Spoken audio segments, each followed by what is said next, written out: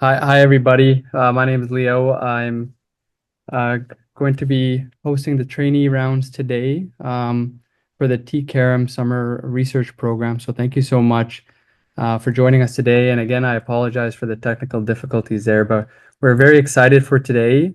So we're going to be hearing from two trainees. And the first one will be Wanjin Li, who will be speaking about the development and external validation of machine learning models predicting iron recovery after blood donation. And then following that, we'll have Yuxi Long present on pre-trained vision transformers to enable robust thermal imaging-based detection of rheumatoid arthritis. And just for some background on our first presenter, so Wanjin Li is a second-year PhD student in epidemiology at McGill University. She holds a Master's of Science in Public Health from McGill, as well as a BMSc in Medical Sciences from Western University. Her research focuses on optimizing blood donation policies to improve donor safety and blood supply management through advanced machine learning and simulation models. And so, Wanjin, I'll hand it over to you.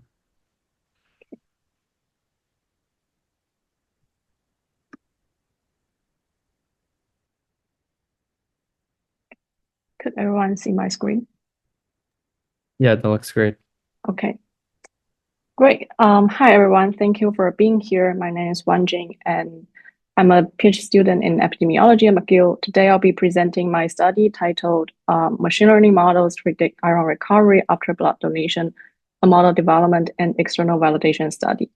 This work focuses on using predictive modeling to support safer and more personalized blood donation practices. Just a side note, this work was just published online 2 weeks ago in the Lancet Hematology. And if you're interested in reading the full article, feel free to scan the QR code on the slide and visit the link provided. Beginning with some background, a reliable blood supply is crucial for a well-functioning healthcare system. Blood and blood products are needed for blood transfusion that support life-saving clinical procedures and emergency situations. Most blood supplies come from volunteer non-remunerative repeat blood donors. However, without proper monitoring, repeat blood donation can cause or exacerbate iron deficiency due to iron stores depletion.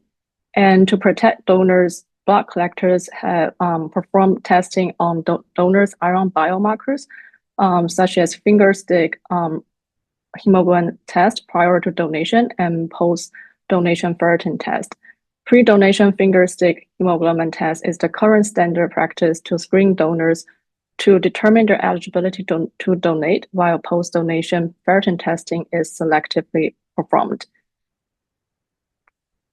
However, hemoglobin is an imperfect measure of underlying iron stores, and pre-donation hemoglobin testing could actually allow donors with depleted iron stores to continue donating their blood. And the reason is that hemoglobin indicates functional iron for reducing red blood cell loss, and it could remain normal even when iron stores are already depleted without iron deficiency or anemia. And in contrast, ferritin is a storage protein for iron and serves as a primary indicator of underlying iron stores.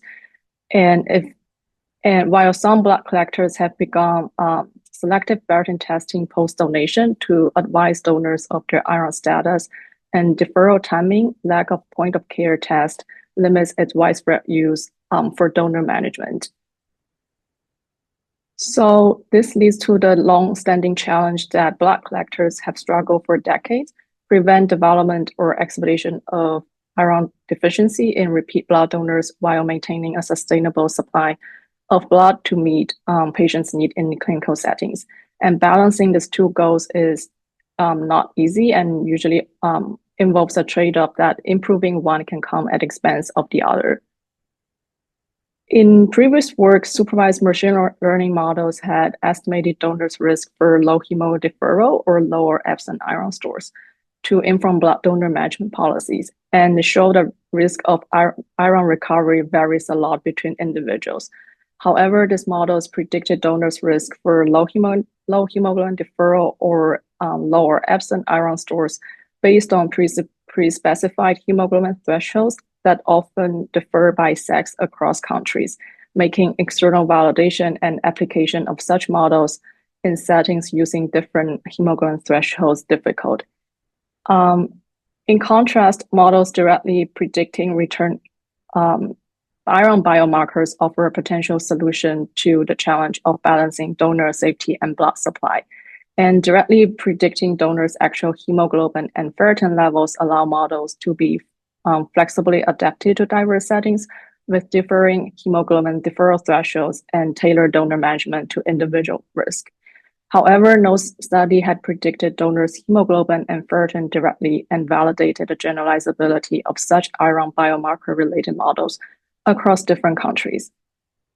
So the overarching goal of this study was to develop an external validate models predicted blood donors' hemoglobin and ferritin at their return visits that could help blood collectors to tailor blood donation management policies. For this study, we used the training cohort. We used donors from the RISE study, which was a multi-center prospective cohort study conducted in the US and designed to evaluate iron status and iron recovery in frequent and first-time blood donors. We included whole blood donors with hemoglobin and ferritin measured at an index visit and a subsequent return donation.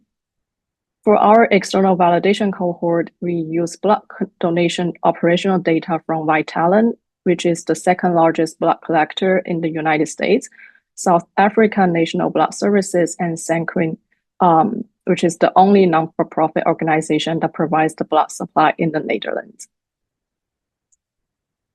In our models, we included predictors, including donor demographics, such as age, sex, blood type, their baseline hemoglobin and ferritin, their donation history, and their times until return donation.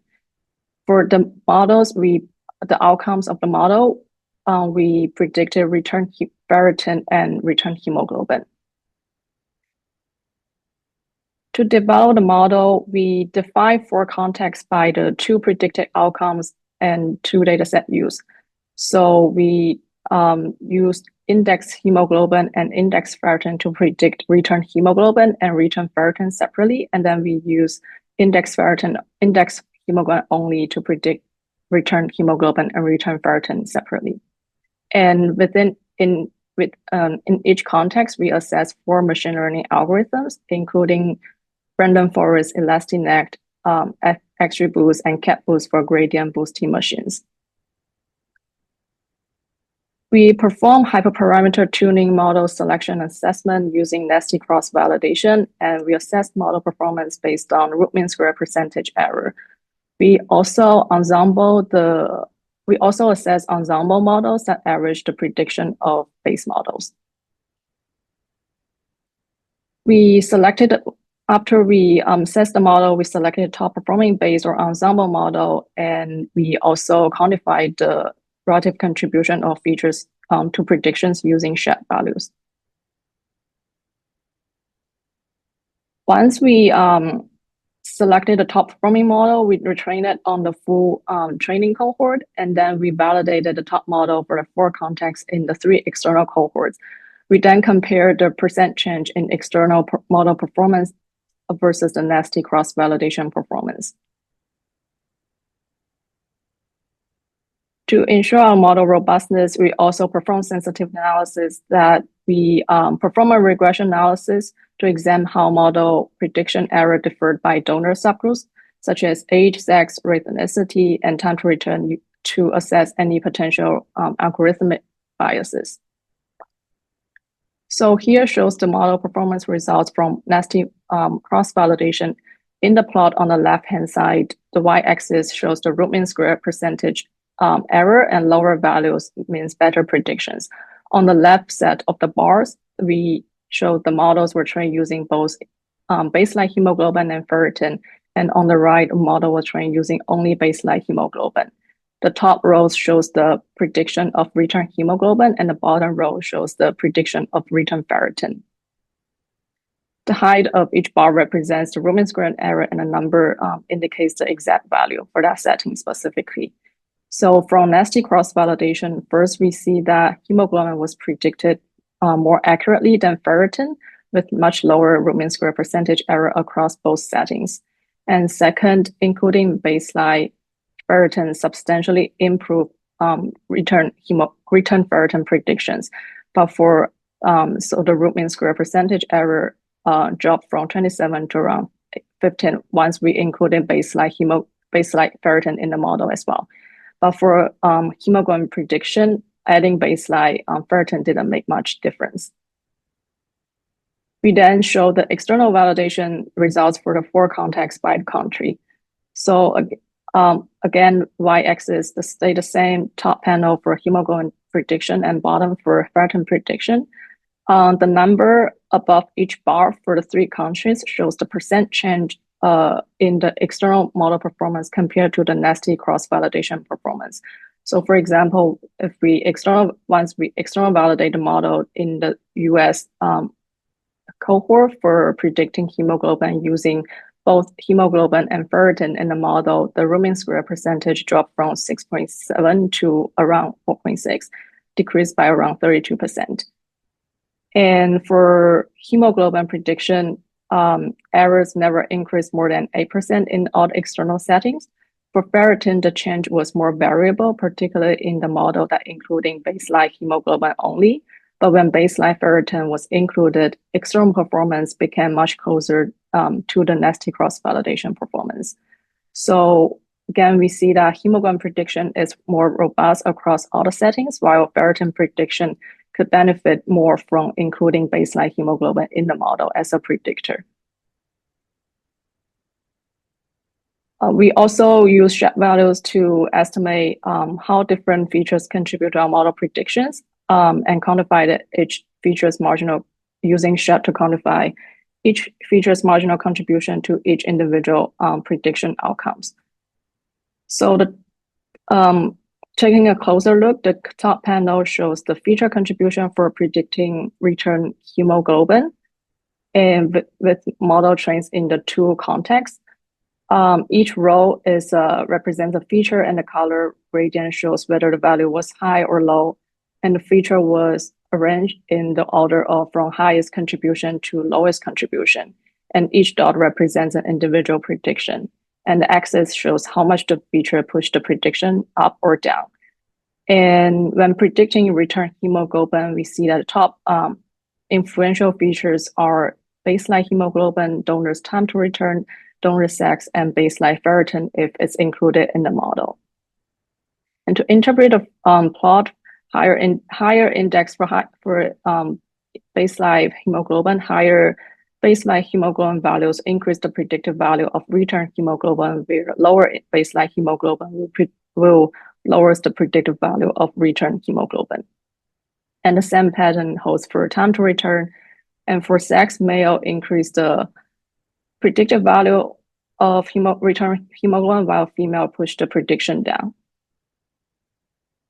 The bottom panel shows the feature contribution for predicting return ferritin, and we see for returning ferritin, the features that contributes the most, including the index log ferritin and baseline ferritin, if they're included in the model, and donor time to return, sex, their donor's history about red blood cell loss, baseline hemoglobin, and age. To examine potential algorithmic biases, we also ran a subgroup analysis of model prediction error by donors' demographics across all 3 external cohorts using linear regression. And for the plot, the x-axis shows the regression coefficients, points to the right indicates higher error associated for that group, and low points to the left indicate lower errors for that subgroup. The y-axis shows each level of the subgroup, and each point on this plot represents association between the subgroup characteristic and the model prediction error. And the shapes of the points indicate statistical significance within the country. The top 2 panel again shows the hemoglobin prediction, and the bottom shows ferritin prediction, comparing model with and without baseline ferritin. Overall, we did not find large or systematic biases in prediction error by subgroups, suggesting that our models are reasonably fair. And taking a closer look for hemoglobin prediction, On the right, when models were including only baseline hemoglobin, we see that prediction error were generally minimal and consistent across subgroups in all three countries. But on the left, once we included baseline ferritin in the model, we observed slightly larger subgroup-related differences. And for example, older donors in the USA, they tended to have lower prediction error, but this is not the case for South Africa and Netherlands. For ferritin prediction, in the bottom panel, for the on the right-hand side, we see that when baseline hemoglobin is only included in the model, we see larger and more inconsistent subgroup effects, and errors vary more across donor subgroups. In contrast, in the left, when we including both hemoglobin and ferritin in the model, the subgroup-related differences are reduced and became more consistent. So for ferritin prediction, adding ferritin to the model clearly helps mitigate subgroup-related biases in model prediction error and improve model performance and fairness.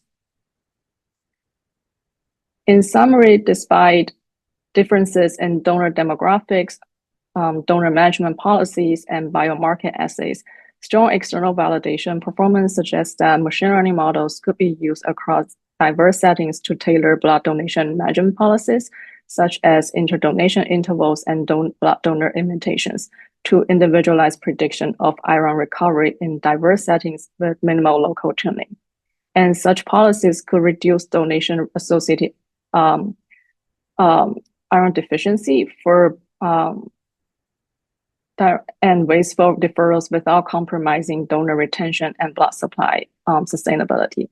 For models predicting hemoglobin, it could tailor interdonation intervals, avoiding unnecessary hemoglobin deferrals, save time, maintaining donor health, and reduce donor attrition. And ferritin testing, as we can see from the results, may not be necessary for avoiding hemoglobin deferrals if the goal of the blood collectors is to avoid hemoglobin deferrals. And for models predicting ferritin, it could help avoid collections from donors with lower absent iron stores, preventing progressions to donation-associated iron deficiency, particularly blood collectors who do not perform ferritin testing. In all, combined use of ferritin and hemoglobin could efficiently minimize the risk of low hemoglobin deferrals and collecting blood from donors whose iron stores have not fully recovered yet. And finally, I would like to acknowledge my collaborators who made this work possible. At McGill, I'm grateful to the D3 MOLAB, particularly my co-first author, Chen Yang, and my supervisors, Dr. Russell, for their contribution and support. I also want to thank appreciate the incredible collaboration from my talent, the South African National Blood Services, and Sankrin, who provided us the data and shared their expertise and experience in blood donation in the local context.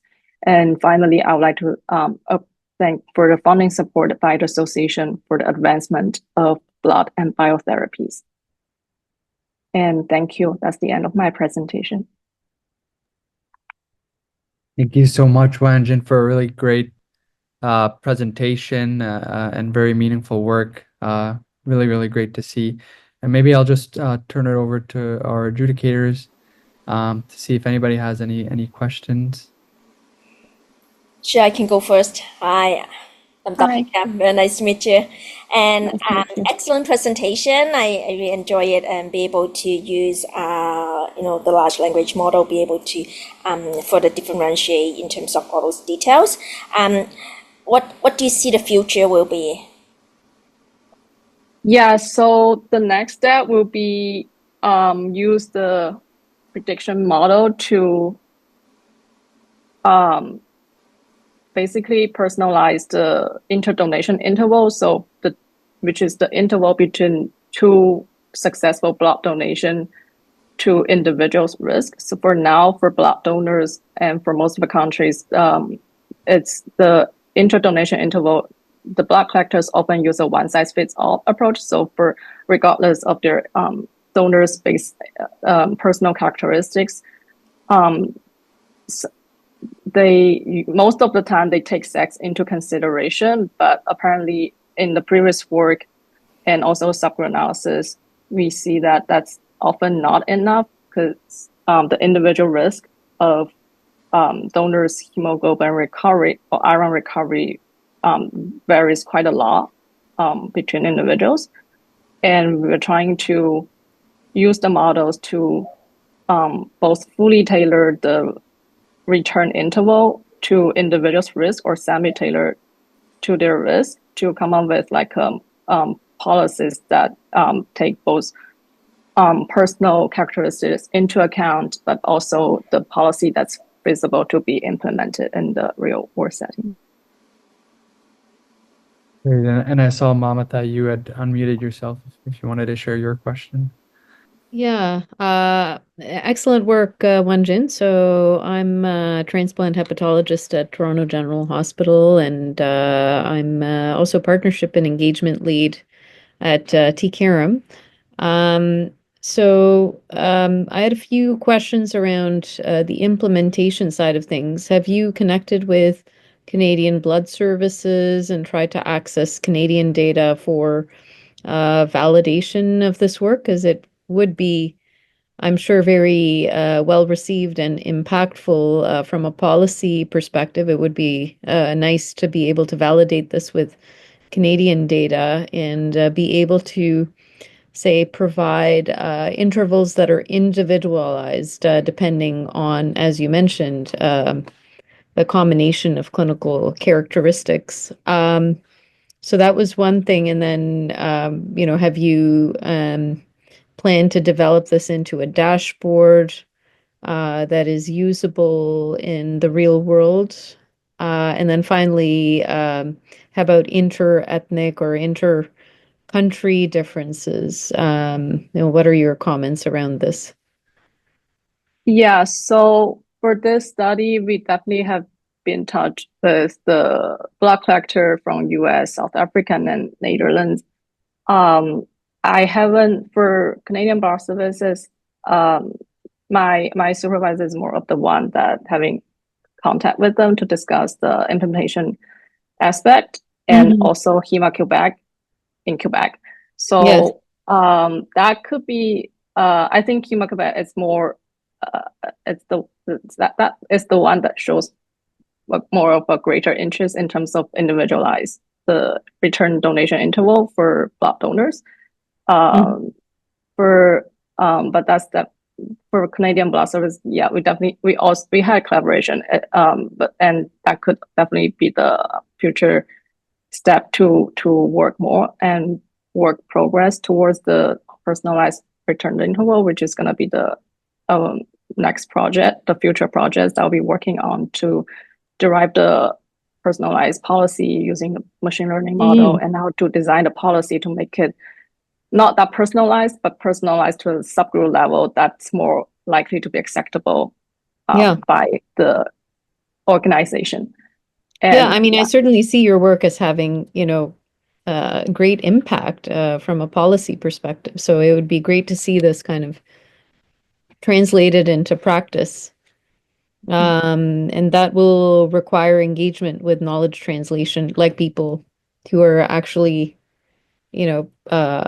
dictating the policies, whether it's in Quebec, Canada overall, and other countries. Yeah, because once we personalize or derive the personalized policy, we also plan to do simulation to assess the impact. And perhaps from there, it will be more convincing for the blood collector to see the potential of implementing ML in the actual setting. Yes. Okay. Congratulations. Very nice work. Thank you. Great. Thank you so much. And maybe for the sake of time, we could proceed with the next presentation, and then Clementa, I'm sorry, I'll have you ask a question for the next one. So the second, and thank you again, Wanjin, for that excellent talk. So the second presenter today is Yuxi Long. They are a first-year PhD student in the computer science program at Western University, and they're working under the supervision of Dr. Pengjiao Hu. So her research interests focus on bioinformatics, particularly the application of artificial intelligence in medical imaging. And so she's currently working on the diagnosis and interpretable analysis of RA thermal images and the development of a foundational model for hand X-ray images to improve automated diagnostics and clinical decision making. And so, Yuxi, I'll allow you to share your screen and Okay. proceed with your presentation.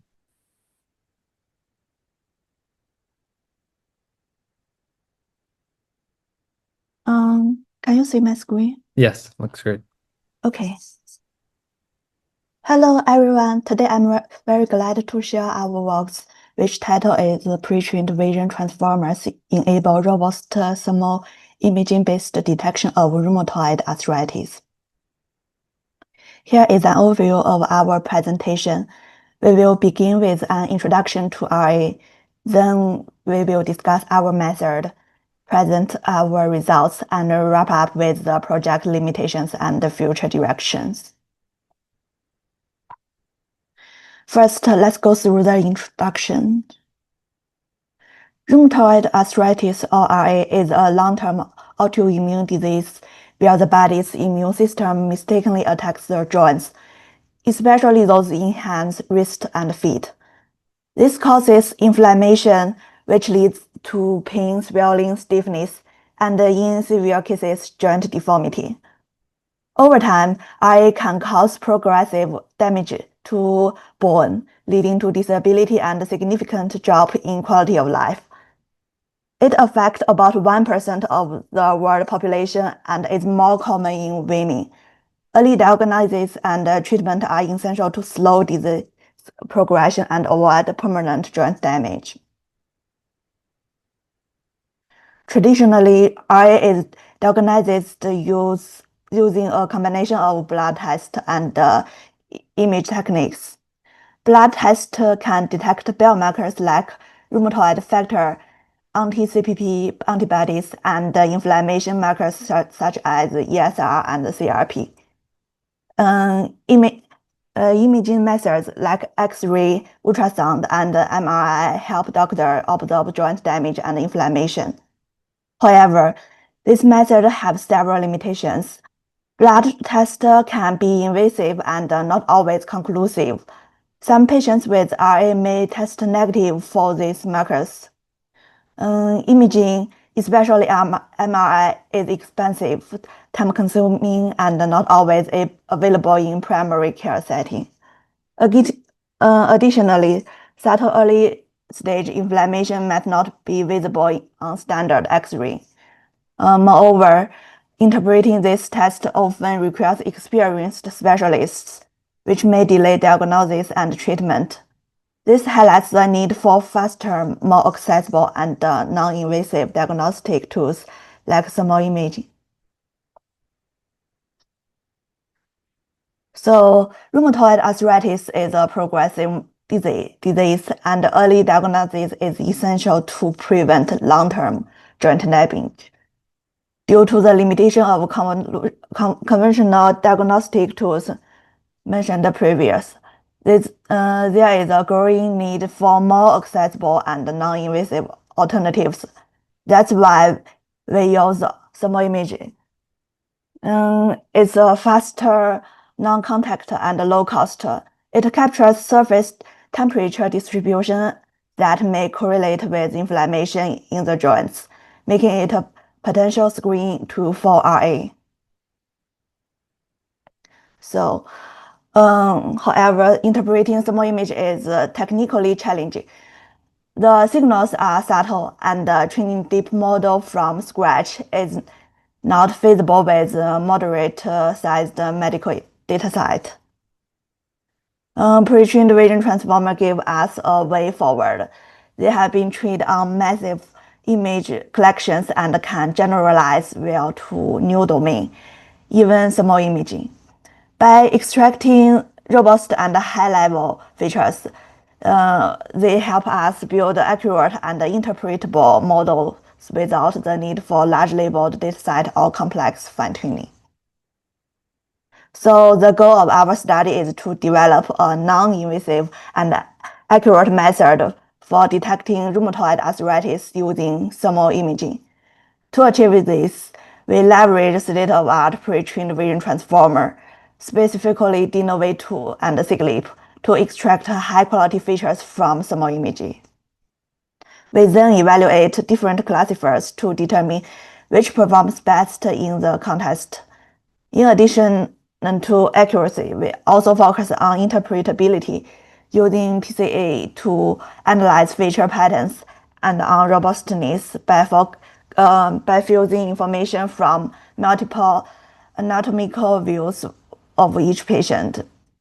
Altogether, our objective is to create a scalable and clinically applicable framework for RA detection. Let me go through the method. Our method consists of 4 main components. First, we construct and curated a dataset for our task. Second, we use pre-trained vision transformer models to extract features from the thermal image. Third, we applied a variety of classification algorithms to evaluate the performance of those features. And fourth, we visualized and analyzed the extracted features to better understand what the models had learned. This figure illustrates our thermal image equation and quality screen process. Each subject contributes 4 images covering both hands and both feet. This thermal imaging were evaluated through strict quality control. If any one of the 4 images was found to be low quality due to occlusion, poor contrast, or clothing interference, the entire subject was excluded from the dataset. This step ensured the consistency and reliability in our final image set. Our dataset includes thermal images from rheumatoid arthritis patients and healthy controls. Patients were recruited from rheumatology clinic in Winnipeg, and controls were recruited via public advertising. All thermal images were captured using a FLIR A700 infrared camera. We captured the thermal views of both hands and both feet, 4 images per subject. Each image was saved in 5-byte single-channel grayscale format at a resolution of 640 by 480 pixels. Initially, we collect 948 images from 100 RA patients and 137 controls. After applying the quality screen, we retained 888 images from 88 RA patients and 134 controls. This figure shows our feature extraction pipeline using pre-trained vision transformer. We start with the thermal image, which is resized and formatted for model input. The image is then passed through a vision transformer backbone, either DNOV2 or SIGLEAP. Both models will accept our thermal dataset to get domain-specific patterns. This helps the transformer learn relevant features for distinguishing RA-related inflammation. The output is a high-level dimensional feature vector that captures spatial and semantic information from the image. These representations are then passed to the classification and visualization components of our framework. For feature extraction, we used 2 vision transformer models, DNOV2 and SIGLEAP. The thermal image were pre-processed and resized to match each model expected input format. DNOV2 takes 518 by 518 inputs, while SIGLEAP uses 384 by 384. The image is divided into patches and passed through the transformer layers. The final output is a feature vector, 1,536 dimensions for de novo and 1,152 for SIGLEAP. These high-dimensional features serve as the basis for classification and for visualization used for PCA. This diagram illustrates our classification framework and fusion strategies. Each subject provides 4 feature vectors from the left hand, right hand, left foot, and right foot. We implement 2 types of fusion. In feature level fusion, all 4 features are concatenated into 1 vector, which is then passed to the classifier. In result level fusion, each view is classified separately, and the final prediction is obtained by averaging the probability output. We experiment with 5 classifiers: elastic net, logistic regression, SVM, GBDT, and KN. Model performance were evaluated using 4 metrics: accuracy, AUC, F1 score, and recall. We selected 5 widely used machine learning classifiers, each suited to high-dimensional feature space. Elastic net were particularly effective due to its regularization capabilities, while logistic regression and SVM served as strong linear baselines. KN and GBT offered diversity in model structure and decision boundaries. To make robust patient-level prediction from 4 images, we tested 2 fusion strategies. The first, feature-level fusion, combines all image features into 1 vector before classification. The second, result-level fusion, classifies each view separately and average the resulting probabilities. We combined both fusion approach using metrics accuracy, AUC, F1 score, and result. This figure shows how we used PCA to visualize the internal representation learned by our vision transformers. We first extracted feature vectors from thermal images and then applied principal component analysis. The top principal components captured the direction of highest variance in feature space. We visualized the top 1 principal components as a heat map and combined the top 3 components into RGB channels to highlight the spatial patterns. As shown on the right, the approach reveals consistent anatomical structures such as the hand contour and joint area. To interpret the internal representations learned by the vision transformer, we applied the PCA to the extracted feature vectors. PCA reduces the high-dimensional feature space into principal components that capture the most variance across the dataset. We visualize the first component as a grayscale heat map and the top 3 components as RGB composite images. This visualization helps reveal spatial patterns in features, though the actual interpretation of these results will be discussed later in the results section. Here is a quick overview of what we evaluate our experiment. This slide compares the performance of our 2 feature extractors, de novo and SIGLEAP. To ensure a fair comparison, we kept the classifier and fusion strategy the same both models. We evaluate them using 4 standard metrics. Across all metrics and experimental settings, de novo consistently outperform than SIGLEAP, indicating strong stronger generalization and better feature representation in the context of thermal imaging. This slide compares the performance of 5 different classifiers using de novo 2 features. We kept the fusion method and evaluation metrics consistent across all models.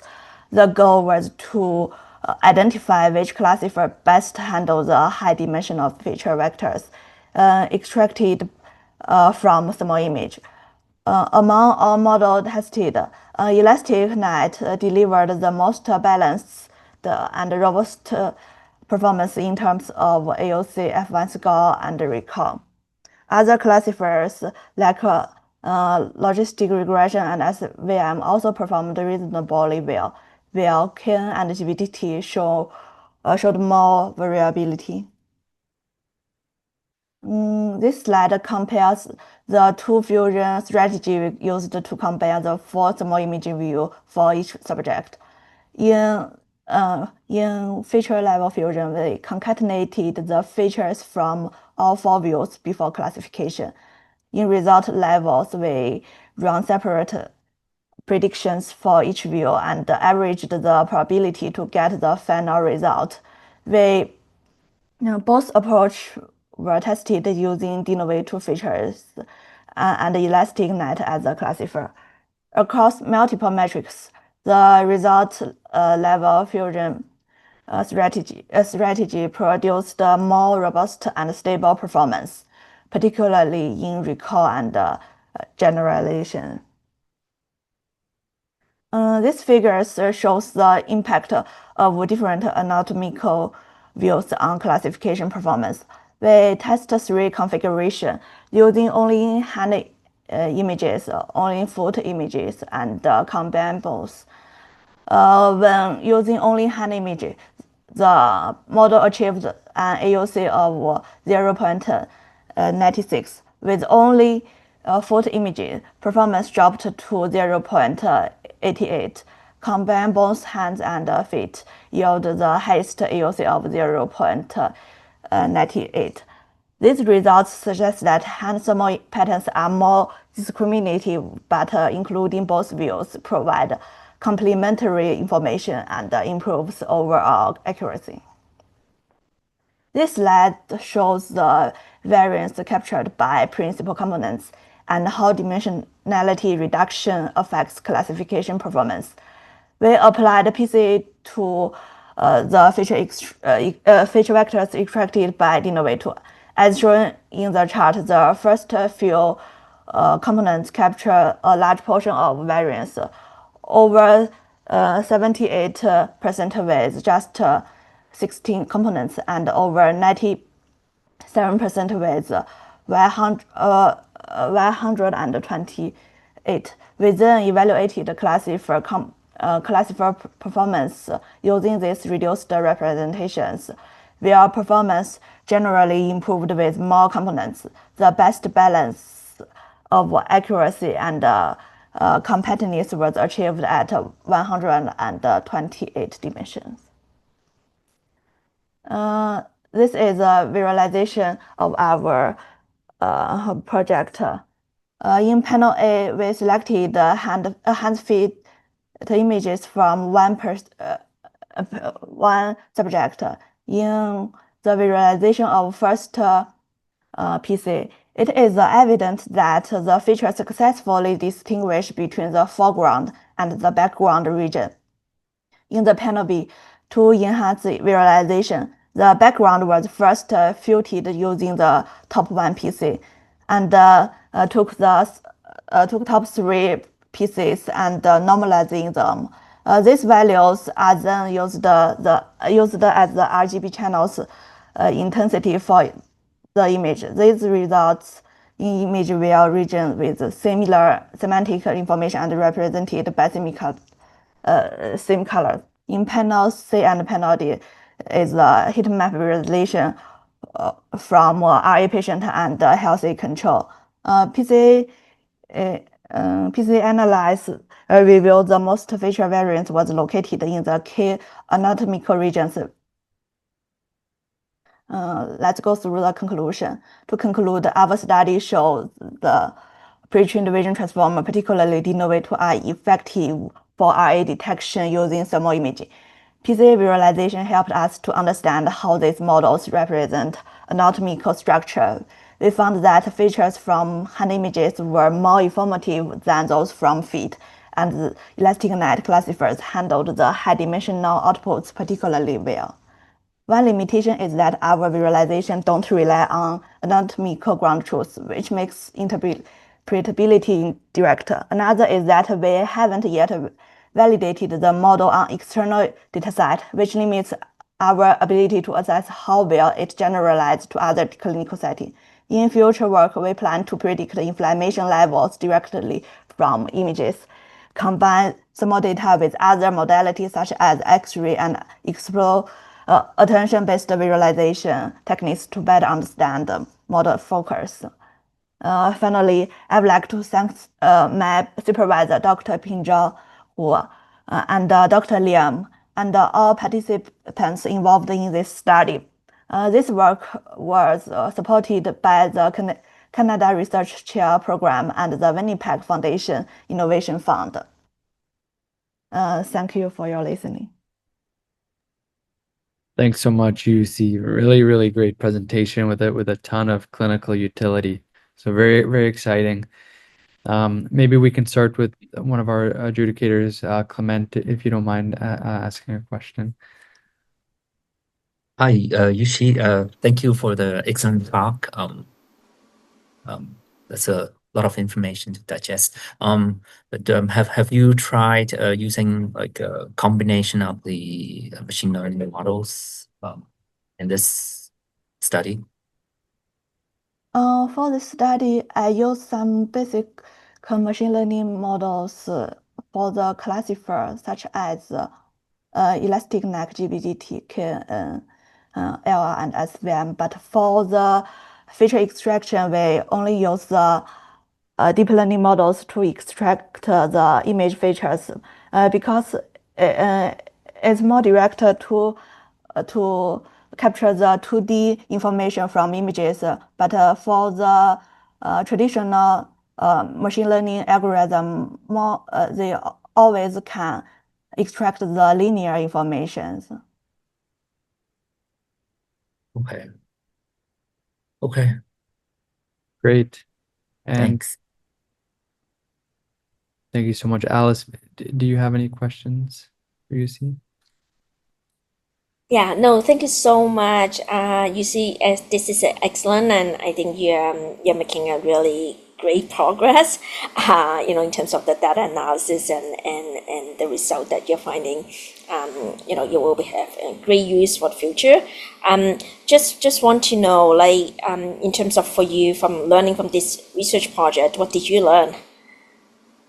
From this project, I learned it's my first time to use the thermal image, and I learned some diagnosis method to the RA patient, and some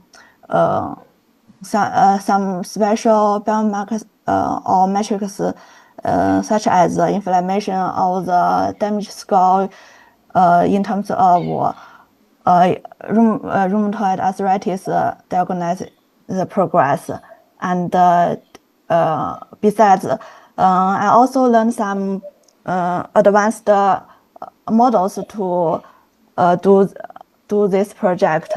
Not only the VIT models, but also other image models.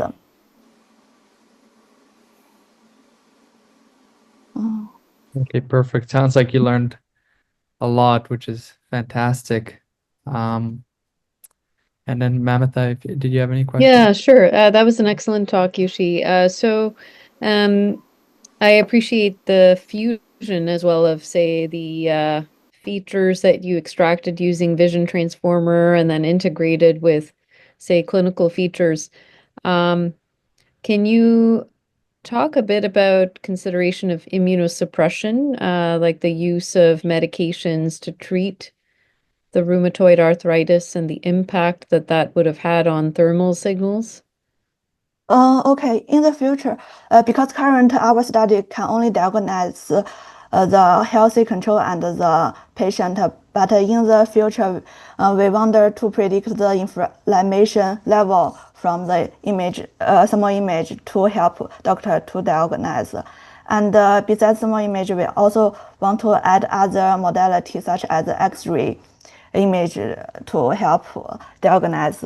And finally, we want to develop a web tool or other application which is easy to operate to input the patient images and help doctor to diagnose the patient disease in the early stage and it's a non-invasive and low-cost method. Okay, very good. Thank you. Thank you. Okay, great. I think we have a couple of minutes if anybody from the audience has any questions.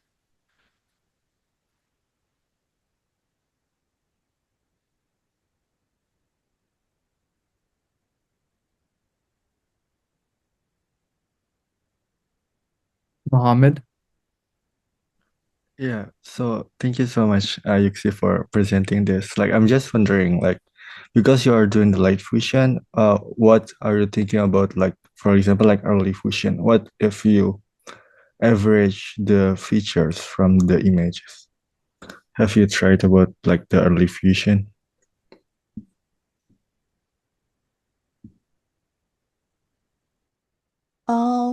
For the fusion strategy, we first get the feature extractor from models, and then for first fusion strategy, we concat them at the feature level before the classifiers, and after we get concatenated features, then we do classify.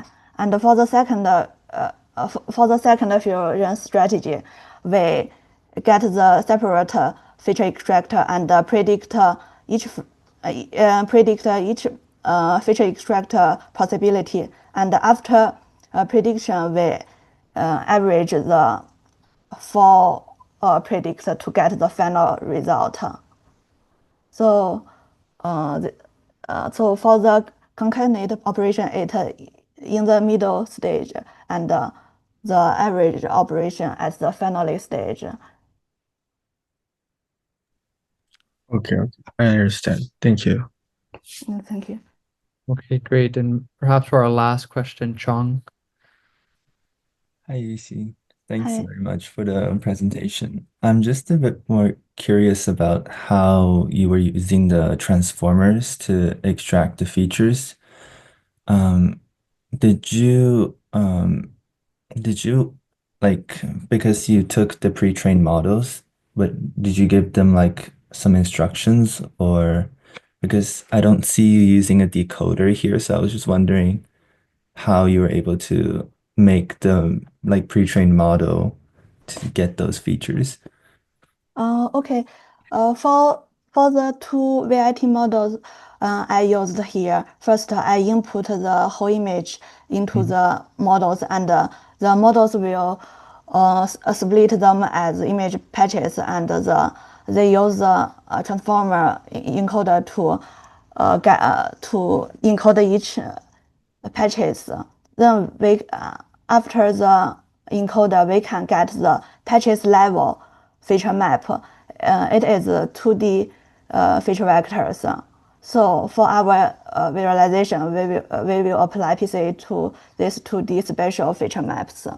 But for our classification, we will average the spatial feature map into a linear vector to do classify.